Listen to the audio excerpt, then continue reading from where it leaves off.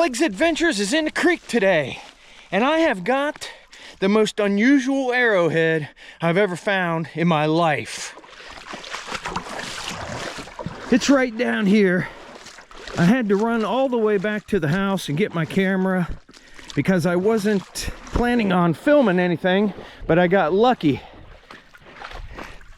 There's a lot of leaves down in the creeks, but there are places you can look here and there. We need a good rain to wash this out. And right up here is where all this stuff is coming out, in this flat land where people lived. And it's getting washed out of this bank you can see right here every time the creek rushes. If something's under that dirt, it'll end up in these creeks. But if it travels too far down through these sandstones, it'll bust it all up. But we got lucky today because this one is not busted. I marked it with a stick right down here.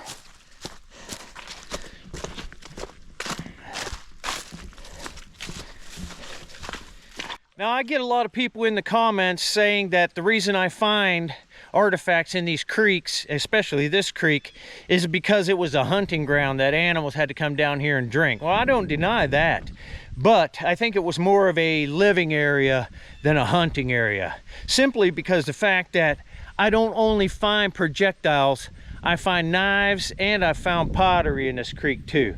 Let's pick this up, and I want you to look at it. Now, if you're an arrowhead hunter, an artifact hunter, you may see this right off. If you're not, study this piece and just look and see if you can tell what's different about this point. Because I've never found one like this, and I've never seen anyone else ever find anyone like this. Right over here it is. You have got to see this. It's right here. And I hope it is all there. It is. But I could see the base on it. It looks like it has a little chip, maybe on the tip right there. But it's clearly used as a knife blade. As I can see, this one side was favored over this straight edge here. Let's pick it up and study this thing.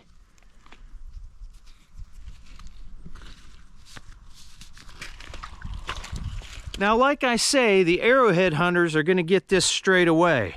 But I want you to look at this and tell me, do you see anything odd about this point? Look at the base of the piece. One of these things is not like the other. If you'll look at this side, it is a clearly side-notched point. But if you look over at this side, it's clearly a corner-notched point. It looks like this side is what they call a night island, and this side, where you can even see right here the little spur that's been left on that, like a Jack's Reef corner-notched point. And both of those type of points range from about 1,000 to 1,500 years ago.